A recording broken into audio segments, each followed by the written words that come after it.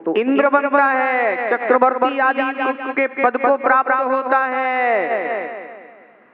और जो सम्यक दृष्टि जीव इंद्र चक्रवर्ती आदि के पदों को प्राप्त होते हैं, वे जीव भी शीघ्र निर्वाण को प्राप्त करने वाले होते हैं। उनका संसार बहुत भारी नहीं होता।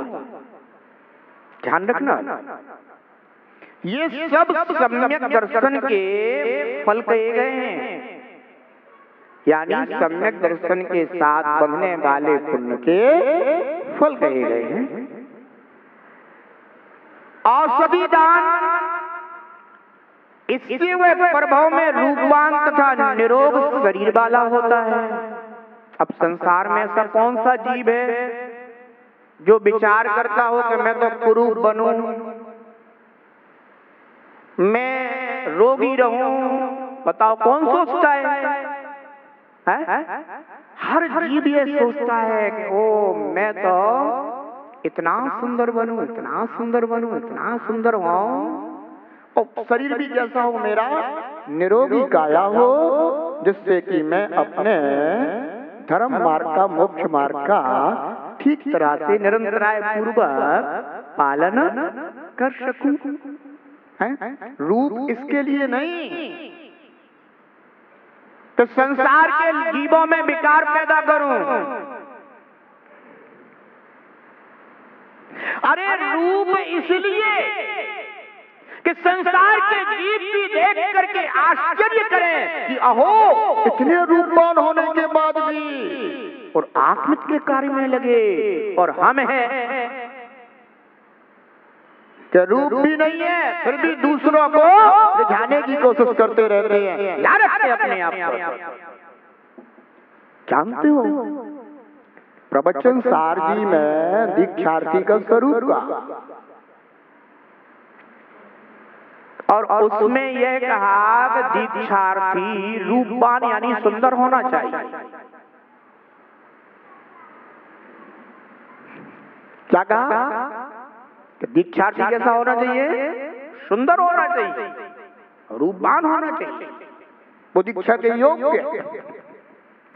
अपन ये विचार करेंगे शरीर से क्या करना, शरीर के वो तो शरीर का धर्म है, वो तो जड़ का धर्म है। अरे भाई शरीर का धर्म है, जड़ का धर्म है, परंतु प्रवृत्तियां धारण करने के लिए, दीक्षा धारण करने के लिए वह शरीर भी इतना रूपवान होना चाहिए, सुंदर होना चाहिए कि भव्य जीव देखें तो मन में विचार करें, अहो इतने सुंदर होने के बाद भी वैराग्य को प्राप्त हो गए। और एक हम हैं कि जो थोड़े से रूप पर भी अभिमान किए बैठे हैं, धिक्कार है अपने लिए जो अपन रूप का अभिमान करते हैं। अरे रूपवान तो ये हैं जिन्होंने अपने स्वरूप को पहचान लिया और रूप को तिरस्कृत कर दिया। समझ गए ना? इसीलिए तो कहा गया है कि कोई अंगहीन हो तो उन्हें दीक्षा नहीं मिल सकती।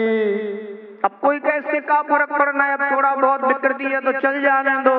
अब ये चल जाने दो वाली बातें नहीं है, ये सब चीजें बिल्कुल अनुकूल होना चाहिए। जिनेंद्र भगवान का मार्ग है, और जिनेंद्र भगवान के मार्ग में कोई भी किसी प्रकार की मलिनता नहीं आनी चाहिए, लोग आश्चर्य करें। इसीलिए तो पहले राजे महाराजे बड़े बड़े होते थे और वे एक दिन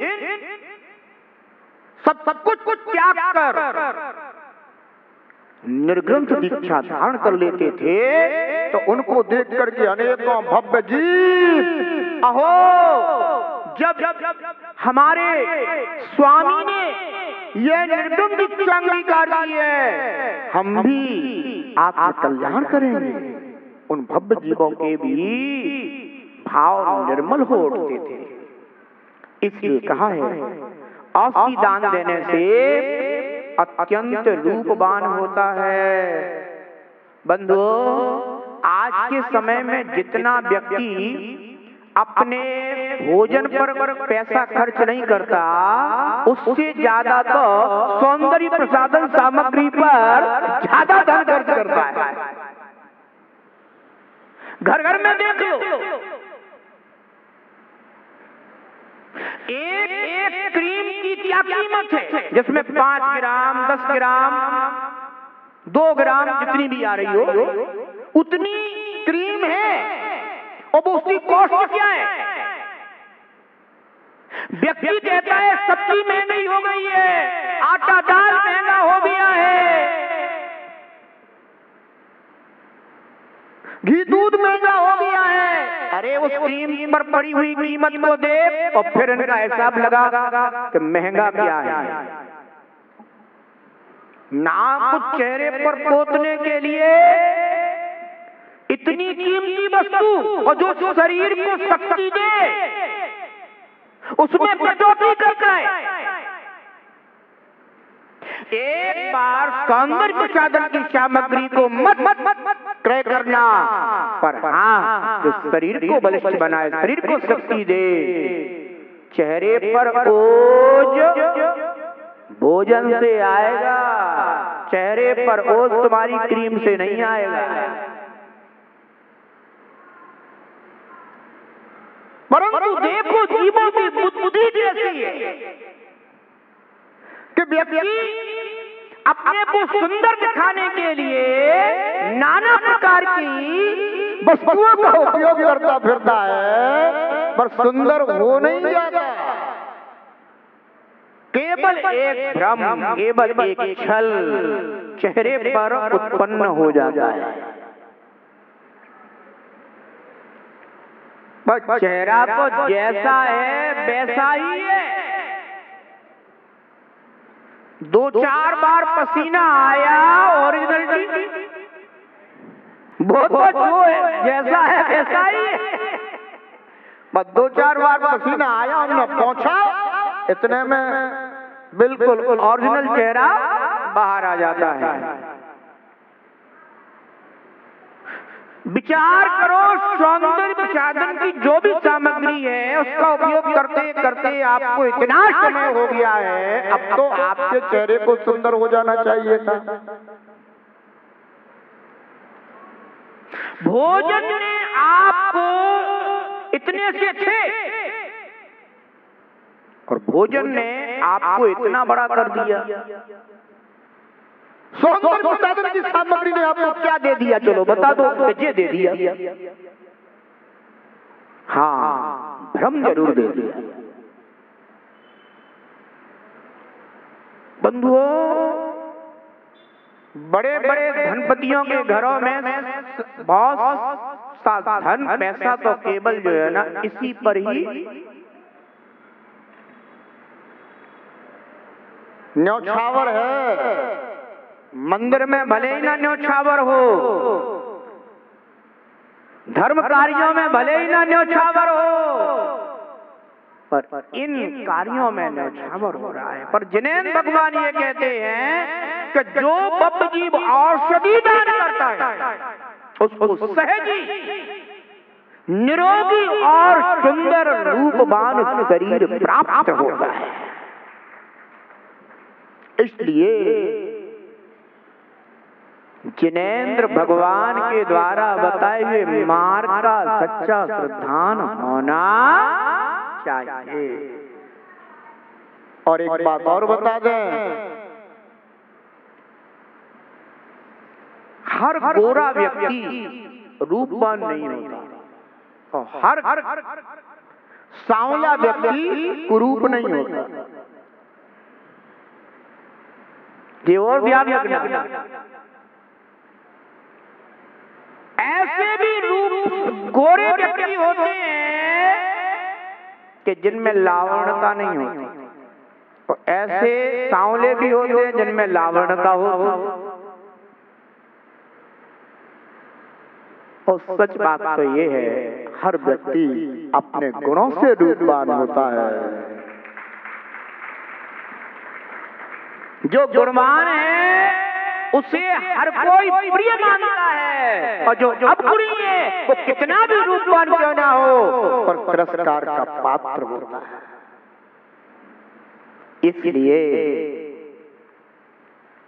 जिनेंद्र भगवान के द्वारा जो कहा हुआ मार्ग है उस पर सच्ची श्रद्धा व्यक्त करते हुए औषधि दान से रूपवान और निरोग शरीर की प्राप्ति होती है।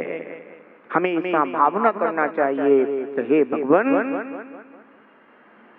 संसार में कोई भी जीव रोगी ना हो। हे जिनेंद्र देव, अगर किसी को रोग हो तो उसका वह रोग समन को प्राप्त हो जाए। ये वो परिणाम है जो परिणाम अपने रोग के समन में कारण बन जाते हैं। और जितनी अपनी शक्ति सामर्थ्य हो, अगर किसी उत्तम मध्यम जघन्य साधर्मी आदि पात्र को अथवा कोई दीनहीन भी हो, उसको भी अगर औषधि की आवश्यकता हो तो एक बार यह विचार कर लेना कि एक जोड़ी वस्त्र कम पहन लेंगे पर औषधि दान जरूर कर देंगे। बंधुओं, इससे अपने आत्मा को वो सुख शांति मिलेगी, दूसरे जीव को स्वस्थ होते हुए देखकर कितना मन प्रसन्न होता है। तो औषधि दान रूपवान तथा निरोग शरीर मिलता है। शास्त्र दान देने से आश्चर्य को करने वाली विद्वत्ता की प्राप्ति होती है। हर जीव चाहता है कि मैं बहुत ज्ञानवान हूं, हर चीज को समझ लूं, ऐसा क्षयोपम हो कि सामने कोई आए इतने में ही समझ लूं कि चाहता क्या है। और बंधुओं, सच्चा ज्ञान तो वह है जिसमें यह जीव अपने हित और अहित का विचार कर सके। हे भगवान, मुझे तो केवल इतना ही ज्ञान प्राप्त हो कि मैं सपर भेद विज्ञान करके अपने आत्मा के स्वरूप को समझकर अपने मार्ग का ज्ञान कर मोक्ष मार्ग पर आगे बढ़ते हुए अपने पूर्ण निराकुल स्वभाव को प्राप्त कर सकूं। परंतु संसार में जीवन व्यतीत करते हुए बुद्धू ना होकर बुद्धिमान होना अच्छा होता है। और जो व्यक्ति शास्त्र दान देता है वह भावपूर्वक अगर दे रहा है तो परभव में अवश्य ही वह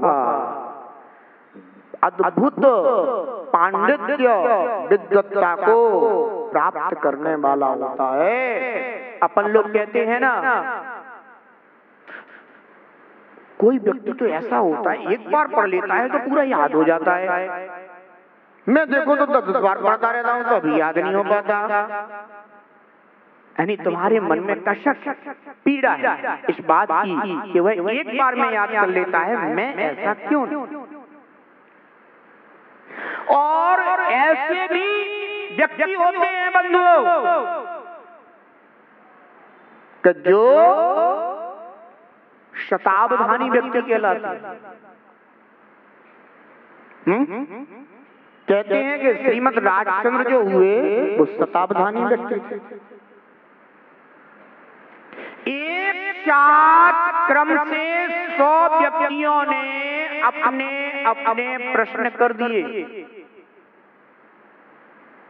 तो उनके ज्ञान की ऐसी निर्मलता, ऐसा क्षयोपम कि अब उन्हें स्मरण में है कि किस व्यक्ति ने कौन सा प्रश्न किया था और हमें उसका कौन सा समाधान देना है।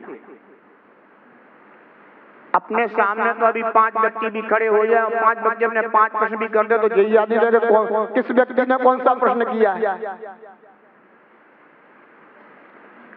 परंतु ये सब संयोगम आत्मा में कैसे प्रकट होता है? शास्त्र दान से। कभी उन भव्य जीवों ने पुरुषों के सद्गुरुओं के हाथ में ऐसे महान 4 अनियोग रूप शास्त्र भेंट किए होंगे भावपूर्वक और कहा होगा भगवान हमें भी इस वाणी से परिचय कराएं। और उस समय जो उनके परिणाम होंगे उन परिणामों ने आवरण कर्मों को छेद डाला।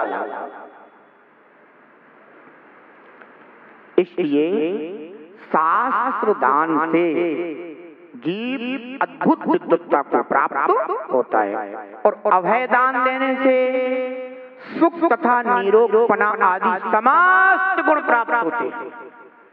लोक में जितने मंगलकारी गुण कहे जाते हैं, लोक में जितने भी लोग पूजित बनाने वाले गुण होते हैं वे सब अभयदान से प्राप्त होते हैं। इसलिए आचार्य भगवान कहते हैं कि यह जीव 4 प्रकार के दान प्रदान कर उनके फलों से लोक पूजित कुलों में उत्पन्न होकर उत्तम पदों को प्राप्त होकर पश्चात उन उत्तम पदों का भी परित्याग कर निर्ग्रंथ दीक्षा को प्रकट कर आप अनुभव करते हुए मोक्ष मार्ग को साध कर कैवल्य ज्ञान को प्राप्त कर लेते हैं और निर्वाण को प्राप्त हो जाते हैं।